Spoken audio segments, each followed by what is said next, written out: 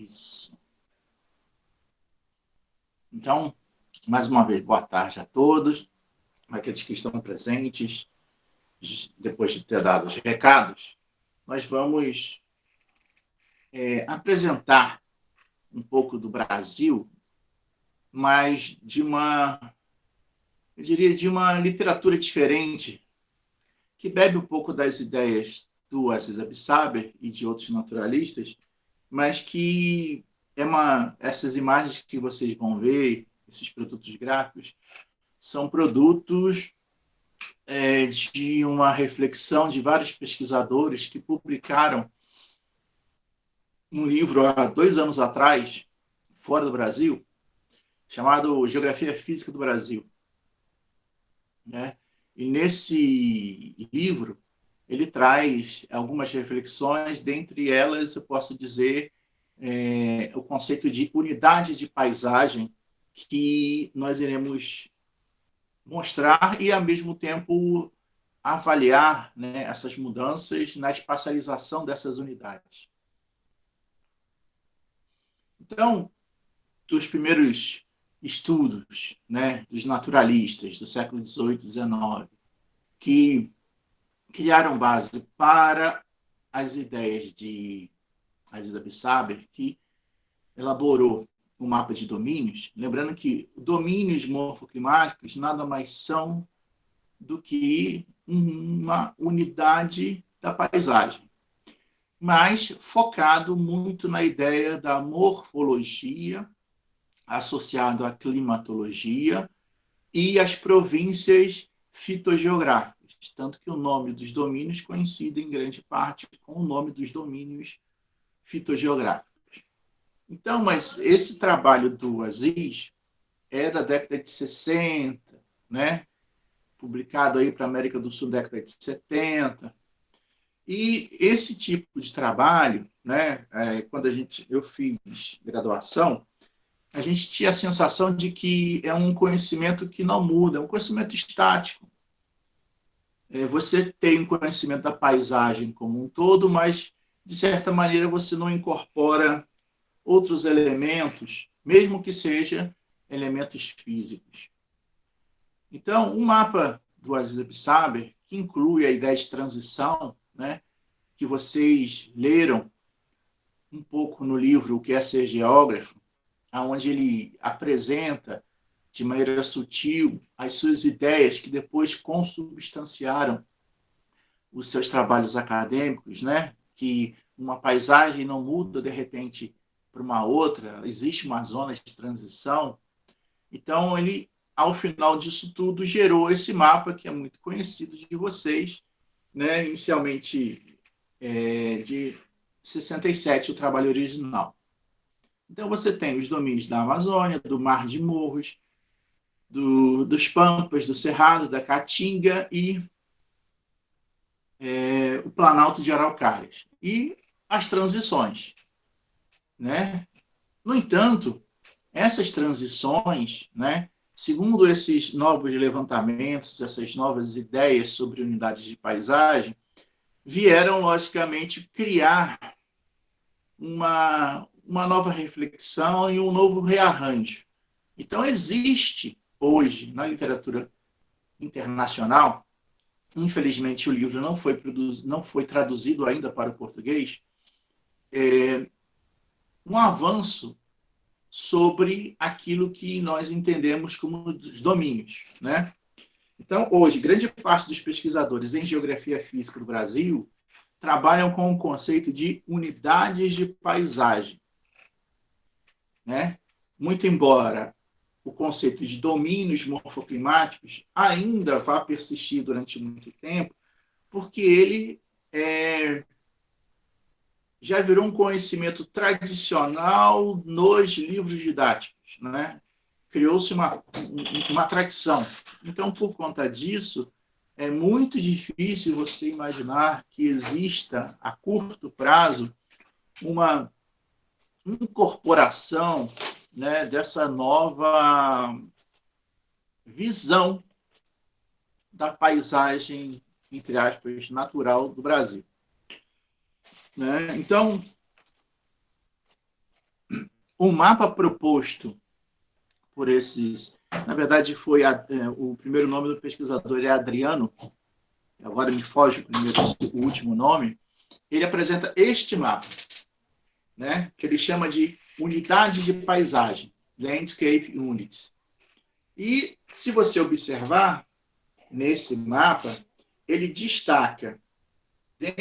primeira coisa, né, nesse mapa, não existe mais áreas de transição, né? Ele considera mata de cocais, ele considera o Pantanal como unidades de paisagem, né?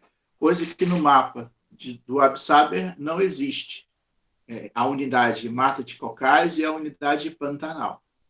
E se você observar também o domínio que ele chama de mar de morros, né?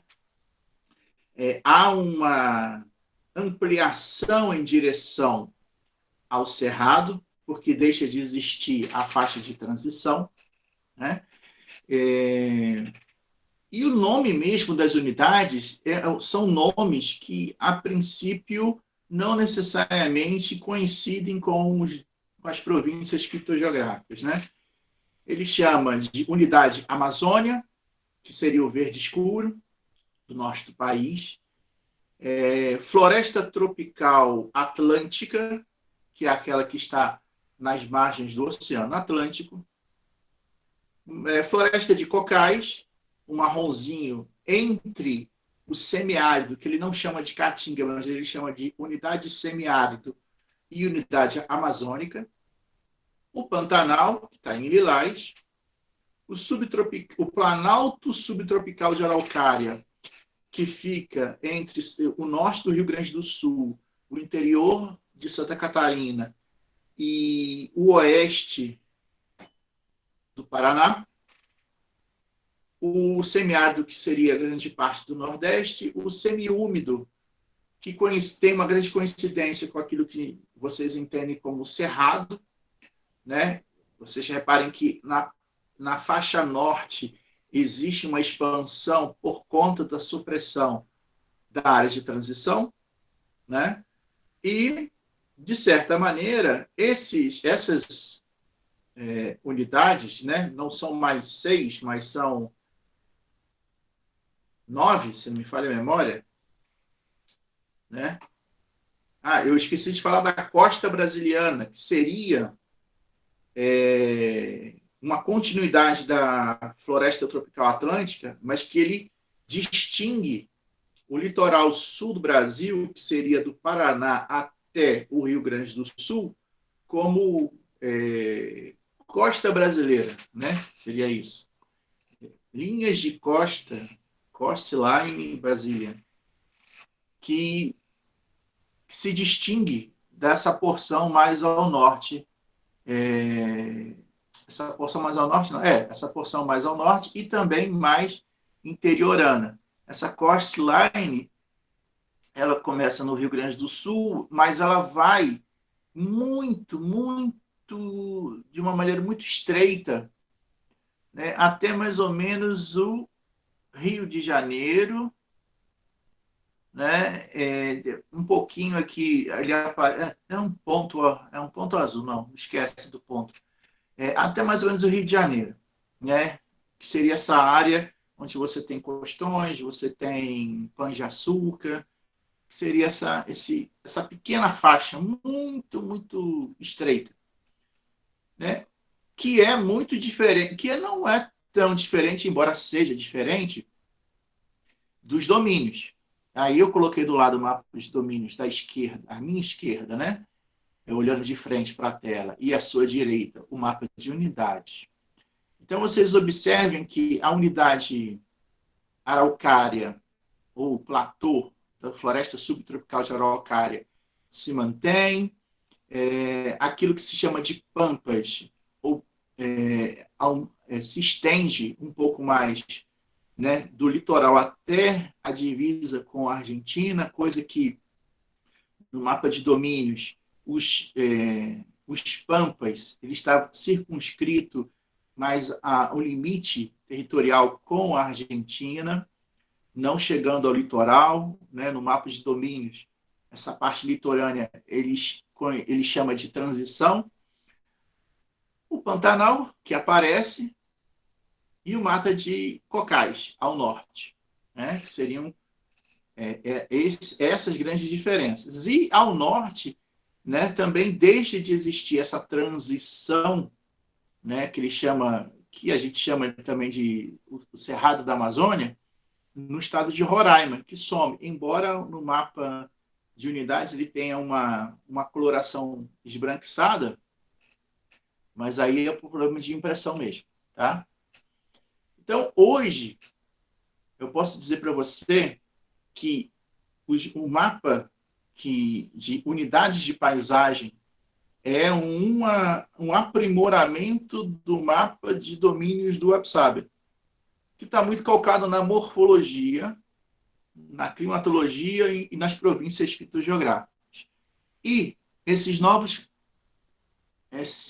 novos conceitos não, mas essas reflexões que vieram a partir dos anos 70, como risco, biodiversidade, esses outros conceitos que vão surgindo ao longo desse tempo, né, na geomorfologia, na geografia física como um todo, cunharam esse amadurecimento até que chegou um ponto de uma apresentação dessa proposta do Adriano, né, que, se não me falha a memória, ele é professor da Universidade Federal de Minas Gerais, em Belo Horizonte, que apresenta o Brasil dentro de uma outra visão, né? Considerando aí não mais as zonas de transição. E aí, quando você observa as características, né, que os autores definem cada unidade, você tem aí os pampas, né, paisagem típica da Argentina e do Uruguai, que se estende até o extremo sul do Brasil, principalmente no Rio Grande do Sul, com vegetação de estepe fria sul-americana, planalto de baixa altitude, que eles chamam de coxilhas, né, que é um tipo de expressão local, o que não é muito diferente daquilo que o WebSaber também apresenta como característica, né? Planaltos subtropicais de Araucária, área central sul do Brasil, Rio Grande do Sul, Santa Catarina e Paraná, né? Relevos decorrentes de atividade vulcânica, né? Bacias sedimentares do Paraná, clima subtropical, vegetação dominante de araucária de coníferas augustifolia. E aí, essas descrições, logicamente, o que chama a atenção é o fato do autor não definir cerrado e caatinga e defini-los a partir da característica da variabilidade sazonal, né? O cerrado como semiúmido e a caatinga como semiárido. Essas são as diferenças aí de nomenclatura que nos chamam a atenção.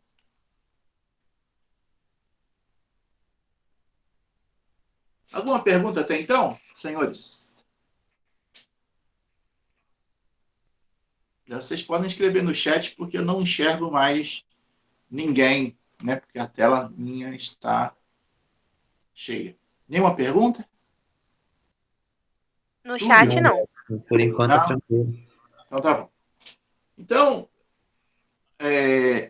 de uma maneira inicial, vamos apresentar aí algumas imagens e localizações daquilo que eles chamam de unidades de paisagem, né?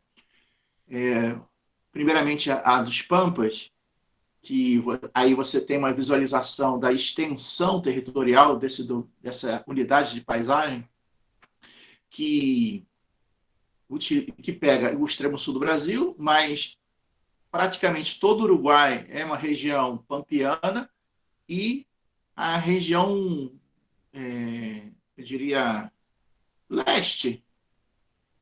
nordeste e leste da Argentina, né, que é a região dos Pampas argentinos, né?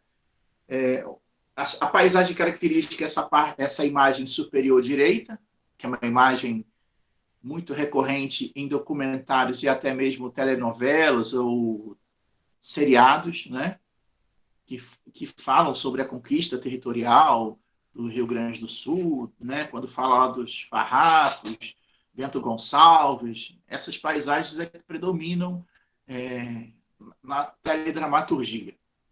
No entanto, hoje, né, a gente pode falar que é uma área que favorece um tipo de atividade econômica em função do seu relevo não tão movimentado, né, que, de certa maneira, é um pasto que favorece a ocupação de uma atividade pecuária, mas também uma atividade agrícola, né? Então, você tem produção de trigo e milho, né, produção que se destaca.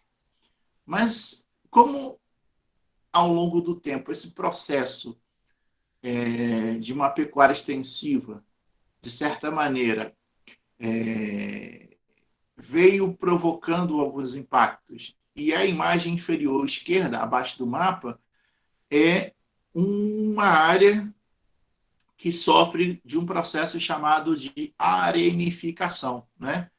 Não é uma imagem do semiárido, é uma imagem dos pampas, para você ver um pouco da ideia de como está ficando essa paisagem a partir de uma utilização, mesmo que extensiva, mas que, de certa maneira, favorece o processo erosivo.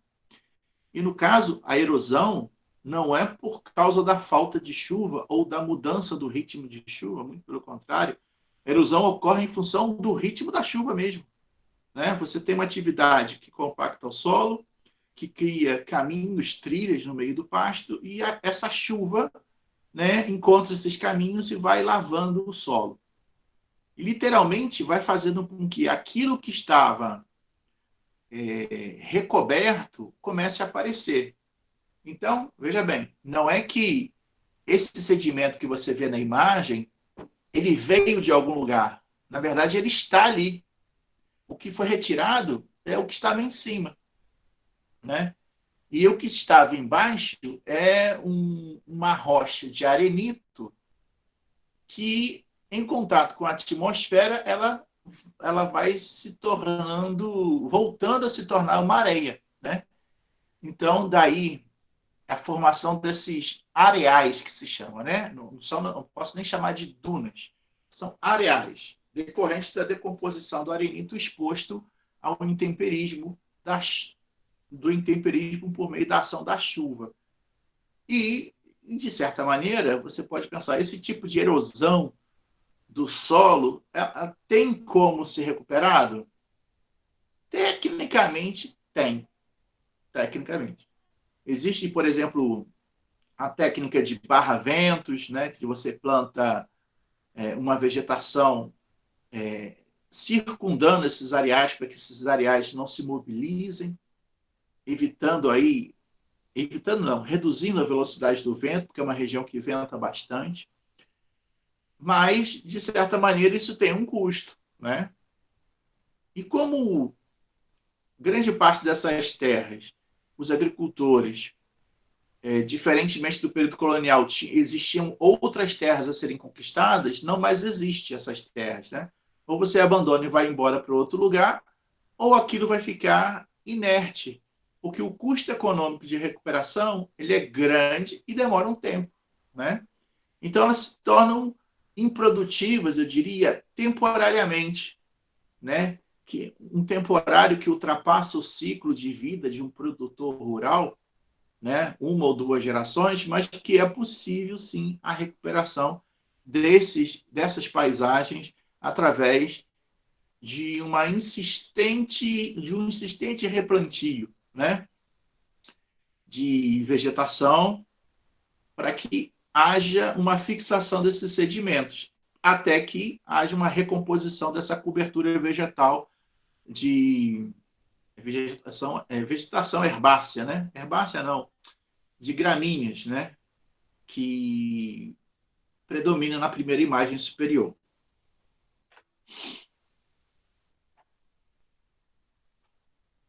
Uma segunda unidade, que seria a paisagem semiúmida ou planalto subtropical das araucárias, ela é definida, muito embora as araucárias praticamente inexistam, né?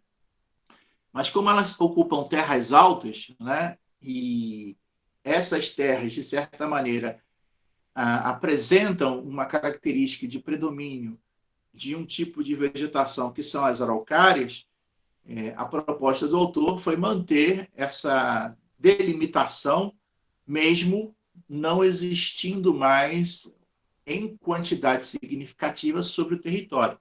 Lembrando que essa parte do Paraná, Santa Catarina e norte do Rio Grande do Sul, ela foi dizimada praticamente no início do século XX para a produção de chá, folha de chá mate, né? Que aqui em Minas Gerais, a gente tem, por exemplo, na região de Ouro Preto, uma experiência dessa, onde fica o Parque do Itacolomi, né, que em volta dele algumas áreas também foram utilizadas para cultivo de folhas de chá, mas para atender o mercado externo. No entanto, os ingleses, de certa maneira, arranjaram outros lugares para produção mais significativa e mais vantajosa, e a produção de chá de folha de chá no Brasil não foi muito à frente, né? Como a do café, por exemplo. O litoral, né? A floresta tropical atlântica, né? Você já observa a floresta tropical atlântica ou pluvial atlântica, né?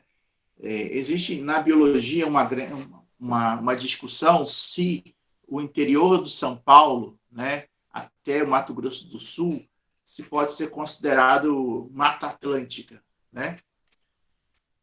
Que, na verdade, essa grande extensão para o interior se deve em função do entendimento de alguns autores de que a floresta não é só circunscrita ao litoral, né? No entanto, embora essa discussão não tenha fim, para efeitos de lei, porque o bioma ele é reconhecido, né, como unidade também de paisagem botânica, e tanto que você tem a organização Mata Atlântica, né, SOS Mata Atlântica, reconhecem que ela vai até o interior de São Paulo. Se você observar todo o interior de São Paulo, né, mas só que é uma vegetação que se difere um pouco por conta da variação, mas é considerado como parte desse domínio. E o mesmo se ocorre aí no caso do Adriano, que acata um pouco essa delimitação fitogeográfica e incorpora dentro da ideia de unidade de paisagem, né?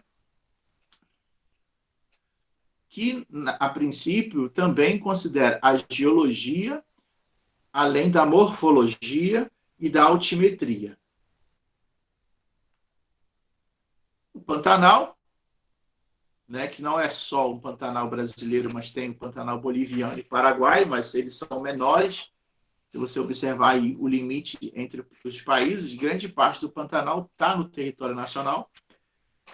E esse território nacional, com o Pantanal, vem passando por sérios problemas, não só em relação aos incêndios, mas ao processo erosivo do cerrado, né, que vem acontecendo a supressão da vegetação em razão aí da agricultura, não só da soja, mas da agricultura monocultora, né? E na paisagem do Pantanal, você tem uma miscelânea, eu diria, né? Muito em função da sua condição de relevo deprimido, ou seja, rebaixado, e isso é uma área geograficamente localizada no centro da América do Sul. Então, durante os períodos de glaciação e interglaciação, né, essa região ela foi ocupada por províncias vegetacionais ou fitogeográficas distintas ao longo dos anos. Então, a Amazônia, quando se expandiu para além dos limites atuais e ocupou o Pantanal, aí ela regride, a Caatinga se expande, né? E por sua vez o Cerrado também, e chega até essa região do Pantanal, e depois regride. Só que na hora de regredir, na hora do clima mudar, essa regressão ela não ocorre de maneira homogênea. Por quê? Por causa da morfologia, ou seja, a vegetação se adequou ou se adaptou a uma condição específica morfológica e aquela vegetação permanece no tempo. Então, até mesmo o professor Aziz Abissaber chama isso de vegetação testemunho ou de relicto, né? Dizendo que ali, em eras passadas, em eras geológicas passadas, a vegetação com outras características predominou naquela paisagem, né? E daí esse grande mosaico que é o Pantanal. E por isso o nosso professor Aziz Abissaber considera como uma faixa de transição. No entanto, a ideia de unidade de paisagem não trabalha mais com essa perspectiva da transição. O Pantanal é uma paisagem, né, que se difere da Amazônia, que se difere do Cerrado, que é da região de Planalto Alto, que é o Planalto Central. E aí você tem, nessa paisagem, né, as baías, a savana, que seria o campo limpo, você tem as lagoas, você tem o cerrado sujo, ou o campo sujo, ou também se chama de cerrado estrito sensu, e pequenos igarapés, né, que se formam aí durante a época da vazante. Então, esse complexo da paisagem produzido em função da época das cheias, né, vem hoje também sofrendo grandes problemas associados não só, né, ao local. O problema local hoje é relacionado ao incêndio.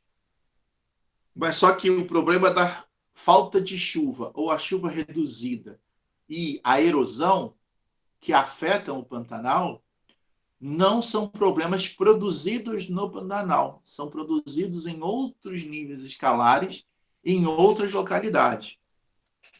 Quando você tem a redução de chuvas produzido pelo Laninha, né, a causa não é local. Quando você tem sedimentos que são carreados para o rio, no Pantanal, como o rio Taquari, que até 1990 era considerado um rio de águas cristalinas, e hoje é um rio barrento, esse sedimento não é originário do Pantanal, é originário do Cerrado, né? Que está sendo modificado, está sendo substituído por cultivos agrícolas, aumentando a erosão do solo. Esse processo erosivo, por sua vez, vai ser carregado para o rio e o rio vai levar isso para dentro do Pantanal. Consequência disso, os rios vão se tornando mais rasos, né? E isso vai impactar a vida da fauna nessa região, que já foi agravada ano passado pelas queimadas e que esse ano também volta a sofrer com os incêndios em função da Laninha, que vai reduzir, de certa maneira, as chuvas, ou pelo menos o início das chuvas para essa região, e fazendo com que haja também um prolongamento do período seco, o que, de certa maneira, é ruim, porque favorece a formação de incêndio. Vocês já devem acompanhar aí pelas mídias sociais e pela televisão que várias propriedades agrícolas vêm contratando brigadas de incêndio porque esses incêndios estão afetando as lavouras, né? Hoje, mas o Paulo vai falar com vocês mais tarde, pelo menos as unidades de conservação até agora não foram atingidas, né? O que é bom, que ano passado todas elas foram atingidas na região do Pantanal. Aí subindo morro acima, você tem o Centro-Oeste com a unidade da paisagem chamada semiúmida, ou se vocês preferirem, Cerrado, que nessa imagem vocês observam a sua importância, né? A logística e a sua posição. Ela é o grande berçário das nascentes de todas as grandes bacias do território nacional. Você observa que as nascentes do rio Amazonas, né, do território brasileiro, surgem do Cerrado, do Pantanal, né, que vai pegar aí a bacia do Paraná-Paraguai, do São Francisco, até mesmo da bacia do Meio Norte, que pega ali na região da Mata de Cocais, e uma parte da Bacia Leste, né, que se chama da Bacia Leste, que são os rios que vão desaguar no Oceano Atlântico. A única região que não é influenciada pelas nascentes do Centro-Oeste são as bacias do rio Uruguai e da costa Sul, né, que é a bacia número 7 e a bacia número 6. Tá? E nesse complexo chamado semiúmido, você vai ter, né, várias imagens decorrentes de uma variedade de savanas. Quando a gente chama de uma unidade de paisagem, você não está focando na ideia da paisagem ser constituída ou ser produto da vegetação predominante, né? A savana, ou o cerrado, se você preferir, né? Savana é um termo internacional. Cerrado é um termo, eu diria, local, do Brasil, que no espanhol, cerrado significa fechado, né? Mata fechada. Aqui você tem várias fisionomias diferentes, né? Você tem, na letra A, o campo limpo, na letra B, você tem o campo sul, o cerrado estrito senso, e na letra C e D você tem os cerradões, né? Que são vegetações aí já na transição com a região amazônica. Então, esse cerrado, né, ele se adapta a essa condição de verões úmidos e invernos secos. E, por conta desses invernos secos, a própria vegetação ela é adaptada à condição de incêndio. Algumas sementes no cerrado só vão germinar depois de um incêndio. Sem incêndio, ela não germina. Então, falar que o fogo é algo ruim para o cerrado, a gente tem que tomar um certo cuidado, na medida em que, se eu colocar a ideia de fogo zero no cerrado, eu vou estar impedindo a germinação de algumas espécies específicas do cerrado que precisam do incêndio para florir, né? Mas o incêndio não é ruim, professor? Depende da sua escala, né? Assim como lá em biogeografia eu falava do efeito de borda. Quando uma árvore cai na floresta, produz um efeito de borda. Só que uma árvore, quando cai, ela abre uma pequena clareira, né? O processo de efeito de borda existe. Agora, um processo de efeito de borda produzido por abertura de uma estrada, ele é diferente. É um processo negativo. Por quê? Porque a estrada ela sofre manutenção, ou seja, não se deixa a vegetação ocupar de novo aquela mesma área que foi desmatada para passar uma estrada. Então, nesse sentido, o efeito de borda deixa de ser algo favorável e passa a ser algo desfavorável. Tá? O semiárido, ou caatinga, né? Esse semiárido pega o norte de Minas Gerais, né? Parte ali do estado do Piauí e Maranhão, e a faixa de transição com a Mata Atlântica, geralmente é essa área que a gente chama de agreste, né? Que seria a área de mudança. A área semiárida, né? Vamos dizer aqui, ela tem uma dimensão territorial significativa. Agora, por favor, tomem cuidado. Quando vocês ouvirem falar da Chapada da Borborema e da Diamantina, elas vão estar nessa faixa de transição aqui, ó, entre a mata da floresta atlântica e o semiárido. Essa faixa de transição que fica entre o sul da Bahia, pegando Sergipe, Alagoas, até Pernambuco, aonde você vai ter a Chapada da Borborema e da Diamantina, ela tem uma altitude de 800 metros. 800 metros, para você ter ideia, você não sei qual é a dimensão de 800 metros de altitude. Você que já foi na Serra do Brigadeiro, lá na sede, lá tem 1.300 metros de altitude. 1.300. E tem alguns picos que chegam até quase 2.000. Então, se a gente for imaginar que a Serra da Borborema é capaz de produzir a secura do semiárido, Viçosa teria que ser deserto também. E não é. Né? Então, existem outros mecanismos que vão além de apenas uma barreira orográfica. Né? O sertão nordestino é uma área de subsidência de ventos da Amazônia, do sul do Brasil e do Oceano Atlântico. Quando a gente fala que é uma área de subsidência, fazendo uma analogia didático-pedagógica, é o ponto final das massas de ar. Ou seja, as massas de ar que chegam lá, elas chegam enfraquecidas, com pouca umidade, não sendo capazes de produzir chuva. E aí, nesse sentido, essa região não é favorecida pela ocorrência das chuvas.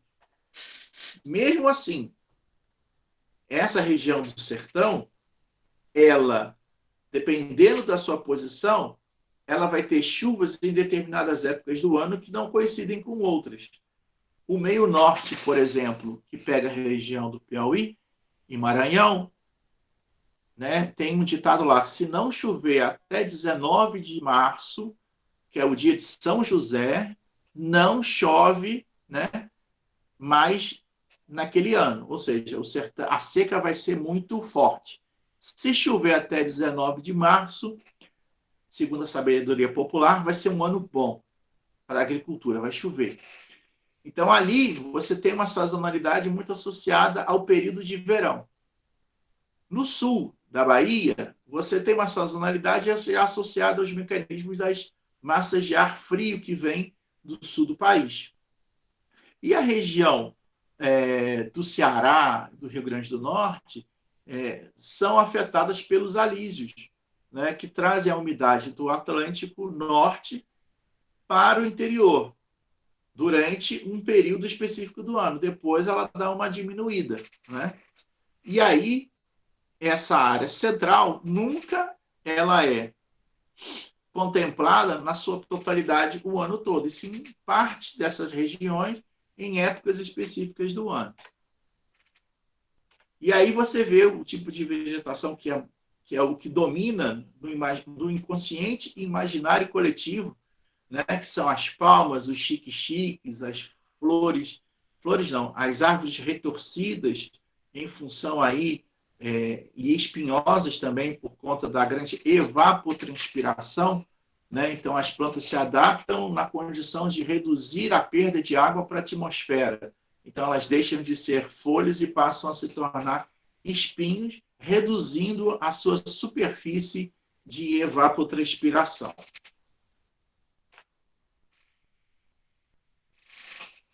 A região de cocais, a floresta de mata de cocais, né?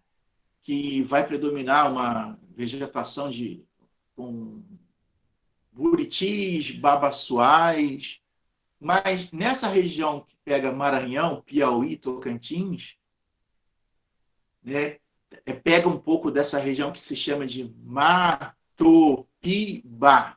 Só faltou a Bahia aí. Essa região ela vem passando por um processo de incorporação mais acelerado nos últimos anos, né? Principalmente em função da agricultura moderna ou agricultura de grande latifúndio. E essa vegetação, essa paisagem vem também, assim como os pampas sulinos, passando por um desmatamento, né? Uma supressão em função de uma ocupação de uma outra atividade econômica, que é a atividade agrícola de grande extensão.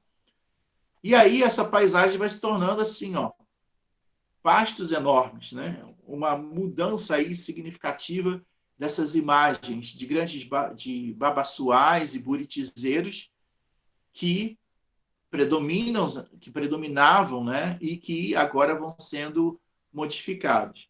Essa região também ela vem sendo palco de interesse. Por quê? Porque em São Luís do Maranhão, repare que o Maranhão está próximo, tem o porto, um porto, que agora eu me esqueço o nome, mas é o de maior profundidade do mundo, né?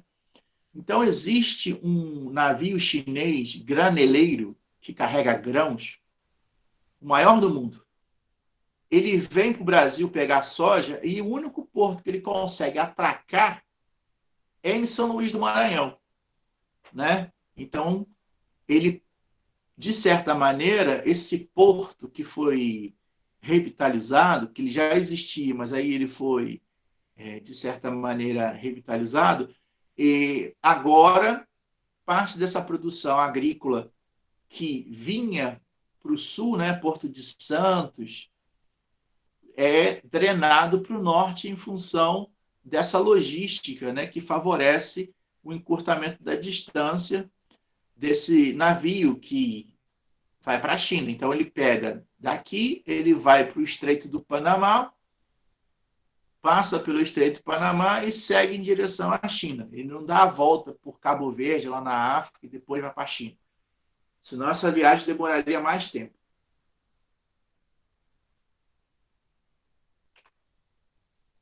Eu vou voltar aqui para vocês, interromper essa apresentação.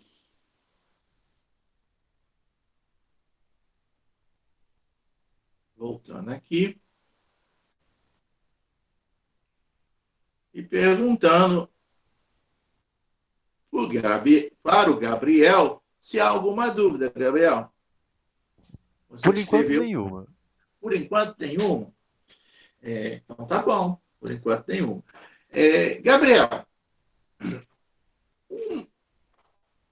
o mapa de domínios é um mapa mais conhecido, né?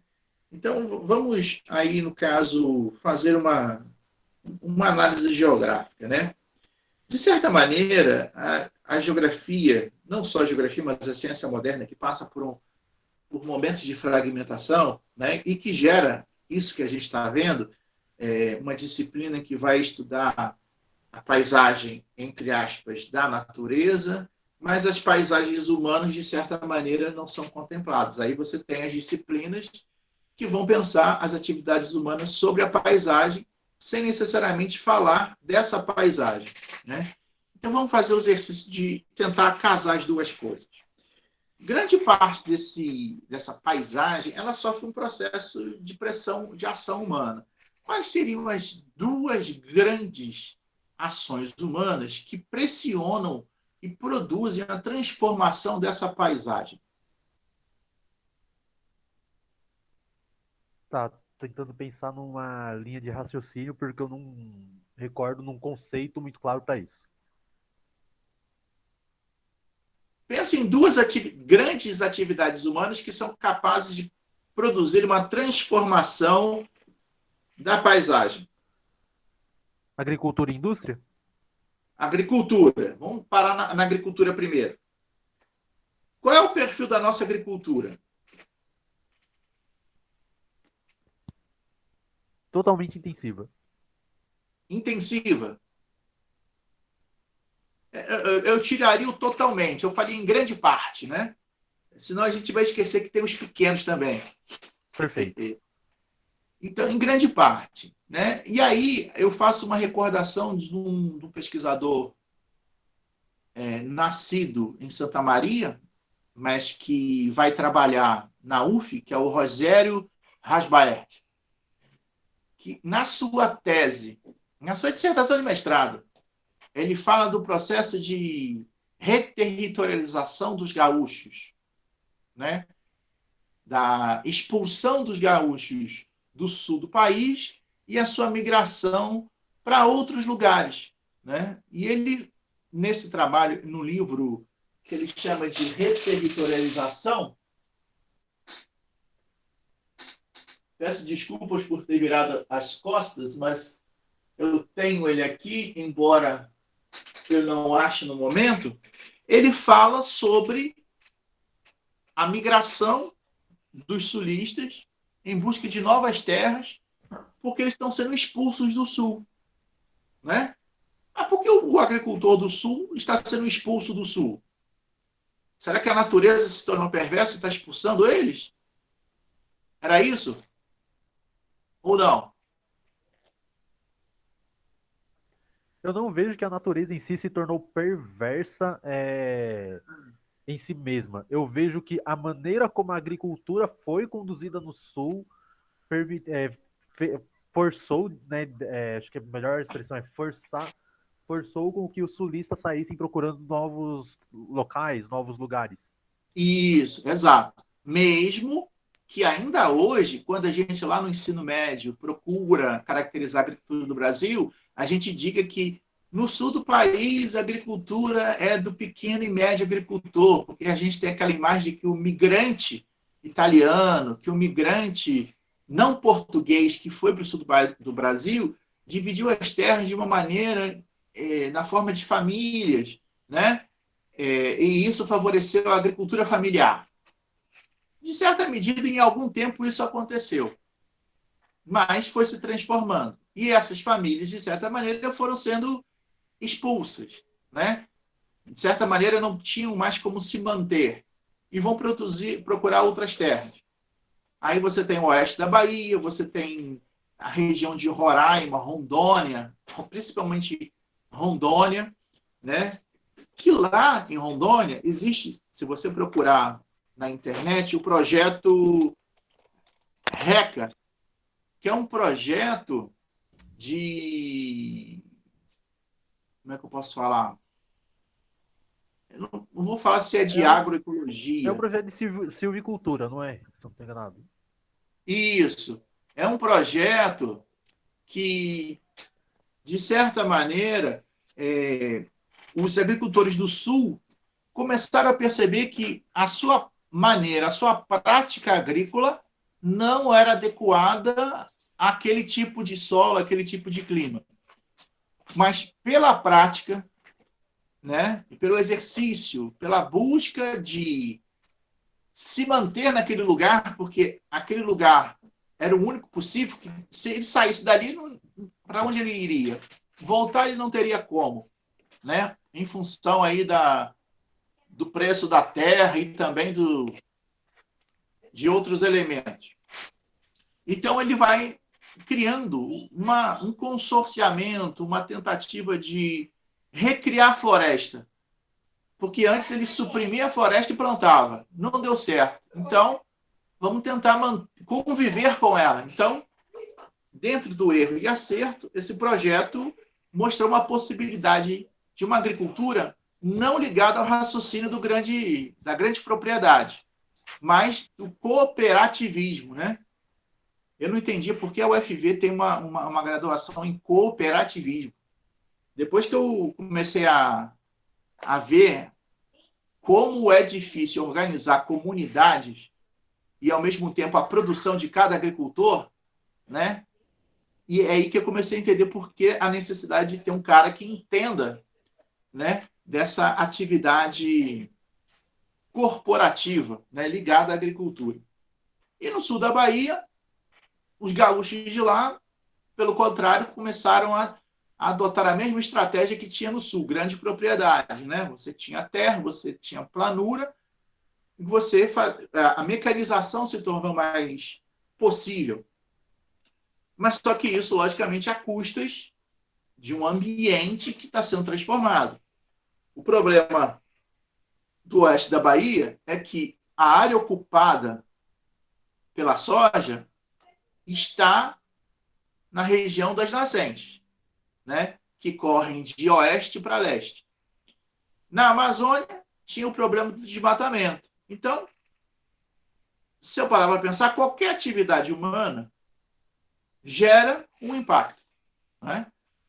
E eu posso falar para você que o conceito de paisagem natural, de certa maneira, é um conceito que caducou, no sentido de que não existe nada na paisagem que o ser humano não foi capaz de se apropriar fisicamente ou simbolicamente.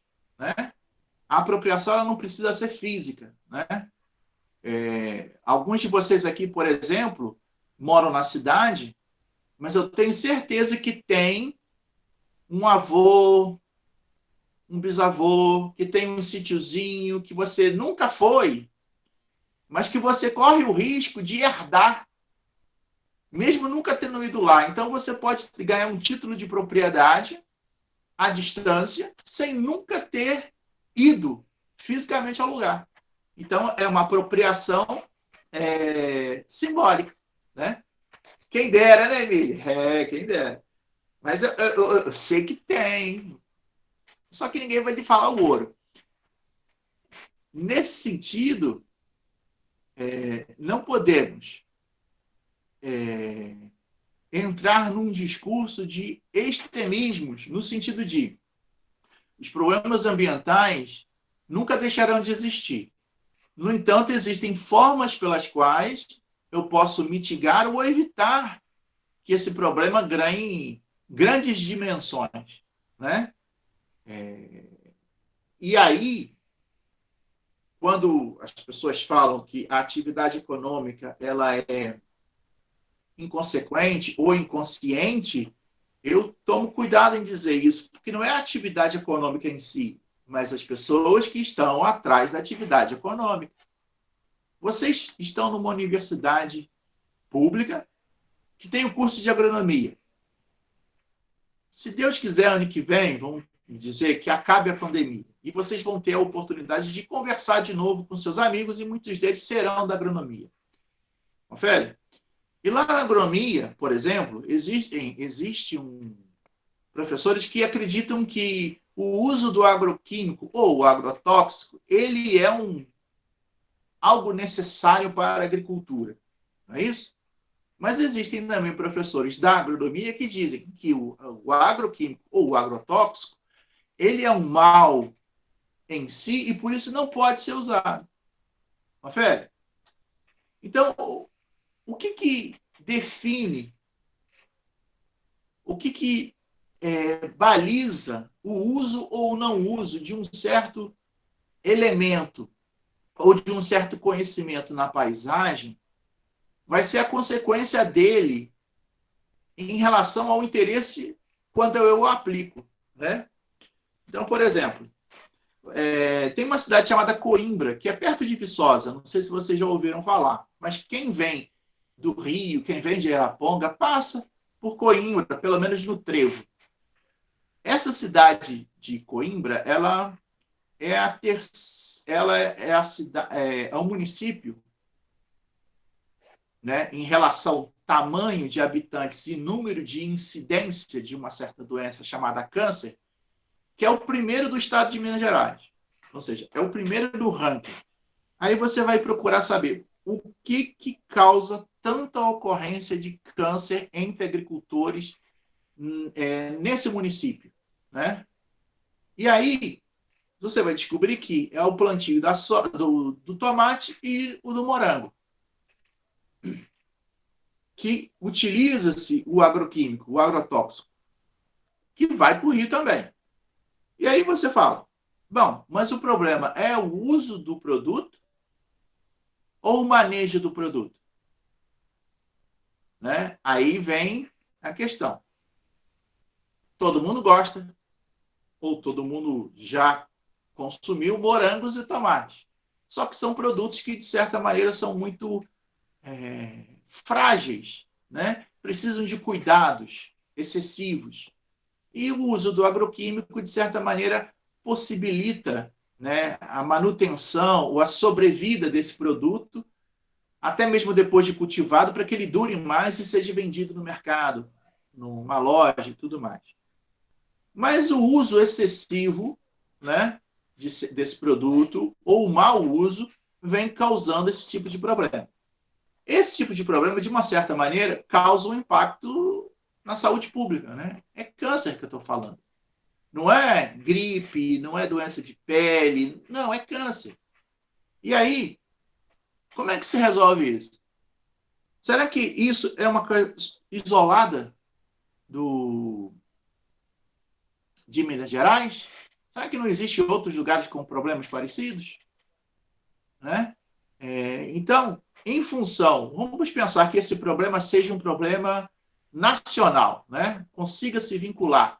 É mais ou menos a ideia do cigarro, se o cigarro causa câncer de pulmão ou não, né? Eu vi uma entrevista que o CEO da Philips Morris disse que cigarro tem que ser banido. O dono da Philips, o CEO da Philips Morris falou isso.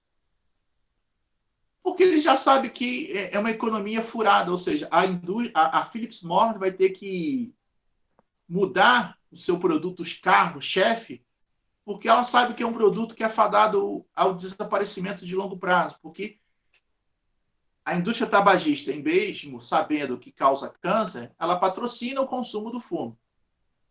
O mesmo é o agroquímico. Só que o agroquímico diferente, o agroquímico da agricultura diferente do cigarro, né?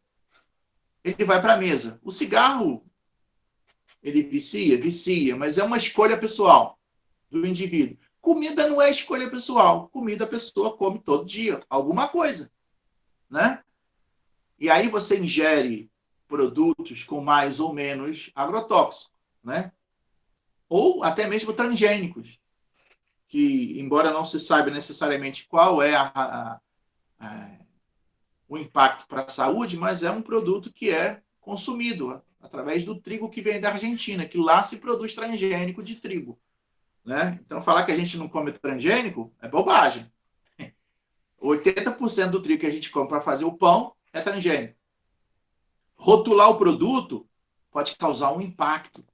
Tanto que os agricultores ou as indústrias pressionam o Congresso para não rotular produto. Eu acho que já conseguiram, né? Porque óleo de soja, quando você compra, tem lá um tesão amarelo dentro de um triângulo, dizendo que aquele óleo de soja ele é transgênico.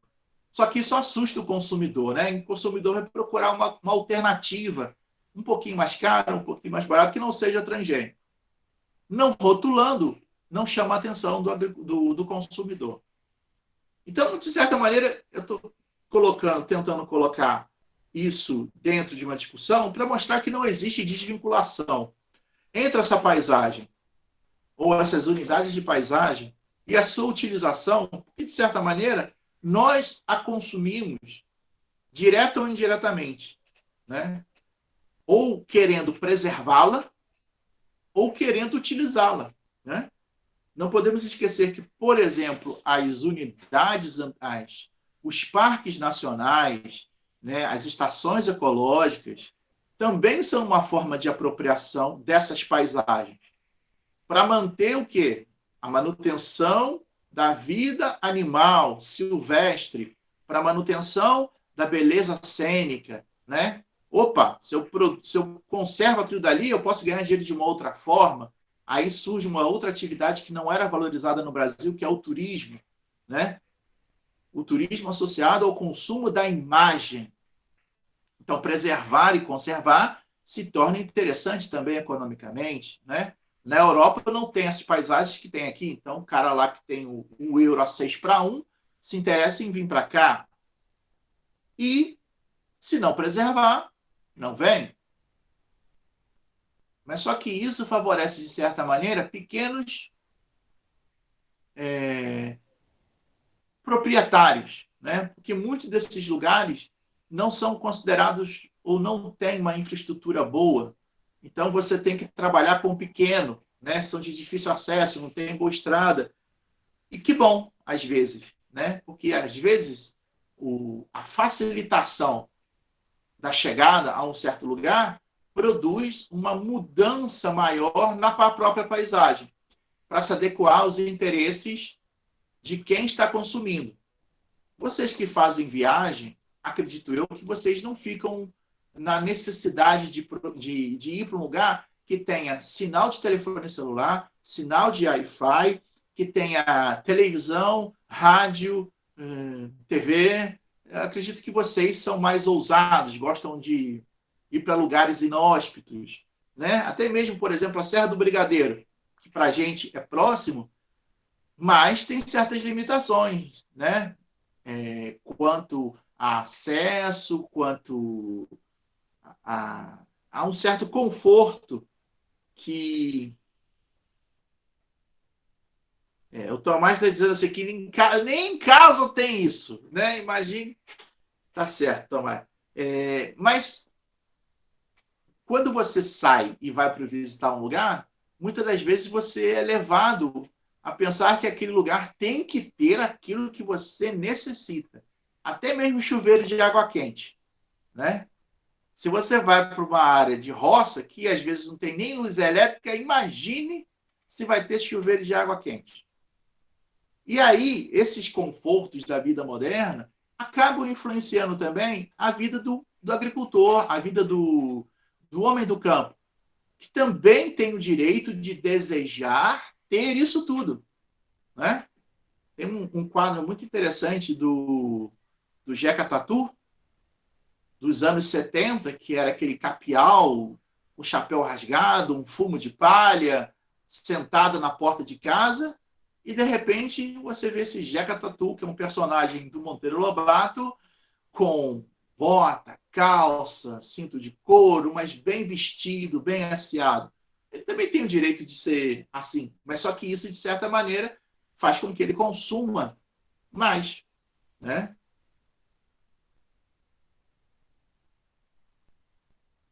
Vinícius, Fala, professor. o que é serpentina?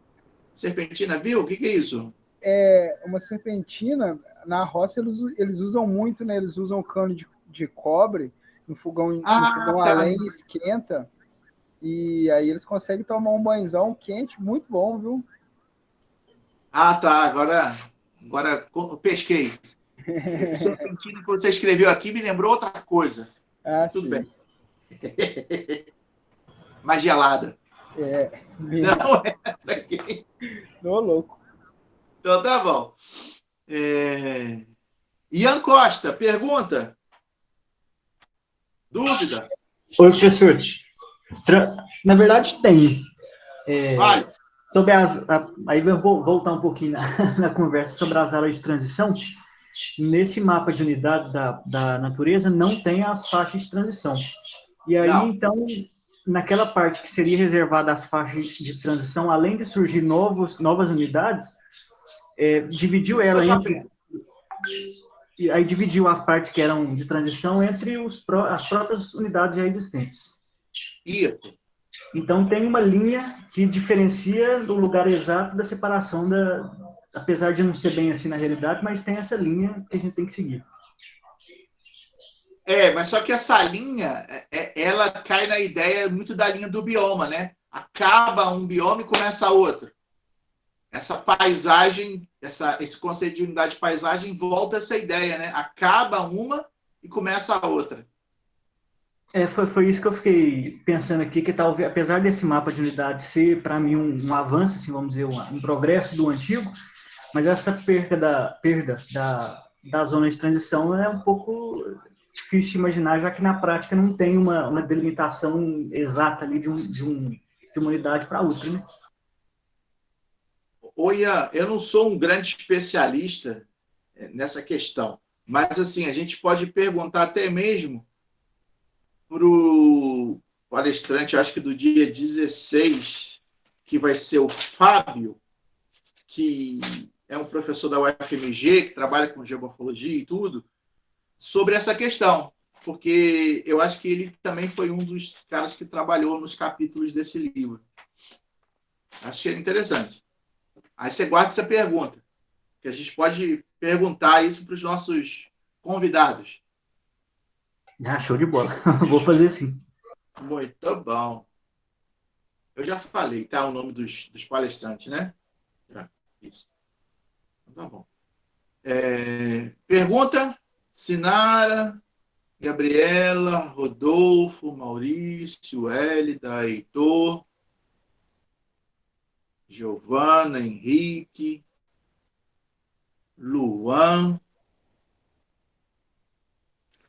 Pergunta nenhuma não, professor. Obrigado. Então, tá bom. Tá. Senhores, são 5h10. Então, a gente vai encerrando esse nosso encontro agora. Lembrando que 18h30 vai ter a fala do professor Paulo Russo. Eu falo professor, mas ele hoje ele trabalha na chefia de monitoramento de incêndios do ICMBio, né? E aí vai dar um panorama de Brasil para a gente, muito interessante, e espero que vocês possam aproveitar, podem perguntar bastante, tá certo? Que ele é uma pessoa muito acessível, tá certo? Então vamos dar esse nosso intervalo aqui e retornamos às 18h30.